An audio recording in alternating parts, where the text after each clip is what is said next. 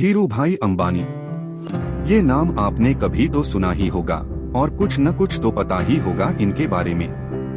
दोस्तों, मैं आपको बता दूं कि धीरू भाई अंबानी भी मेरे और आपके तरह ही नॉर्मल लड़के थे, लेकिन फिर भी वो भारत के सबसे अमीर आदमी बने और धीरू भाई ने अपने जीवन में 75 बिलियन रुपए का एम्पायर बनाया।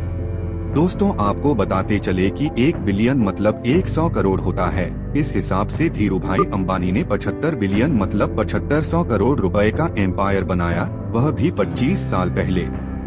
आखिर धीरू भाई अंबानी ने 7500 करोड़ रुपए का एम्पायर कैसे बनाया? कैसे धीरू भाई ने एक रूम वाले घर से अपना बिजनेस शुरू किया और आज उनके बेटे मुकेश अंबानी दुनिया के सबसे महंगे घर में रहते हैं, यहाँ तक कैसे पहुँचे?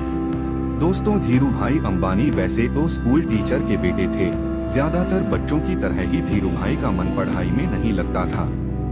वैसे तो धीरू भाई का घर ठीक ठाक चलता था, लेकिन पैसे की थोड़ी बहुत प्रॉब्लम रहती थी। धीरू भाई को यह बिल्कुल पसंद नहीं आता था कि उनके पिता पैसों के लिए किसी के सामने हाथ फैलाएं, क्योंकि घर में पैसे की कमी होने पर धीरू भाई के पिता को अपने पड़ोसियों या रिश्तेदारों से पैसे के लिए रिक्वेस्ट करनी पड़ती थी।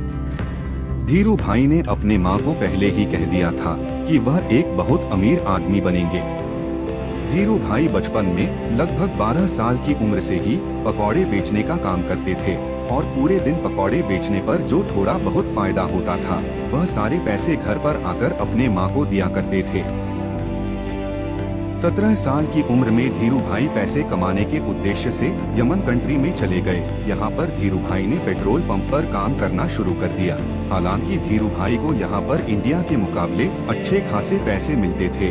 कुछ सालों तक काम करने के बाद धीरू भाई इंडिया वापस आ गए और इस समय पर इनके पास छोटे मोटे धंधे शुरू करने के लिए पर्याप्त पैसे हो गए थे। अब धीरू भाई अपने कजिन ब्रदर चंपकलाल दामनी के साथ मिलकर मसाले तथा पॉलिस्टर का बिजनेस शुरू करते हैं। पॉलिस्टर के बनाए हुए कपड़े सस्ते और टिकाऊ होने की वजह से लोग पॉलिस्टर के बनाए हुए कपड़े ज्यादा पसंद करने लगे, जिस वजह से कुछ समय बाद उनके कंपनी का बिजनेस बहुत ऊंचे लेवल तक पहुंच गया और उनके कंपनी का टर्नओवर 70 करोड़ रुपए तक पहुंच गया था।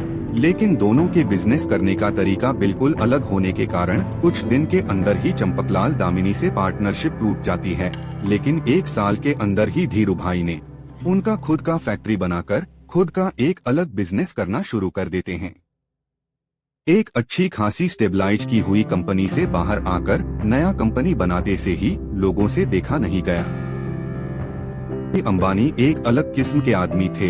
वे अपने जीवन में रिस्क लेने से कभी नहीं डरते थे। उनके लाइफ में कुछ भी रुकावट आने पर धीरू भाई कभी रुकते नहीं थे।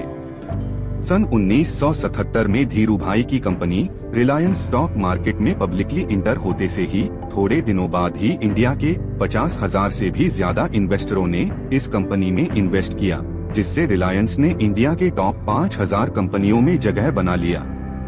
धीरू भाई अंबानी के लिए फिजिकल इलनेस भी उनकी सफलता के रास्ते में कोई रुकावट नहीं बन पाया। 1986 में पैरालाइज्ड अटैक होने के बाद भी धीरू भाई अंबानी रुके नहीं। धीरू भाई हमेशा यही कहते थे, till my last breath I will work. Government problem, health problem, family problem, हजारों प्रॉब्लम्स उनके लाइफ में रुकावट बन के आने के बाद भी उन्होंने सारे प्रॉब्लम्स को अपॉर्चुनिटीज में बदल दिया था। 24 जून 2022 को 69 साल की उम्र में स्ट्रोक होने की वजह से धीरू भाई अंबानी की मुंबई के एक हॉस्पिटल में मृत्यु हो गई। दोस्तों, कैसी लगी वीडियो कमेंट में जरूर बताएं और वीडियो पसंद आई हो तो वीडियो को लाइक करें और ऐसे ही इंटरेस्टिंग वीडियो के लिए चैनल को सब्सक्राइब करें। धन्यवाद।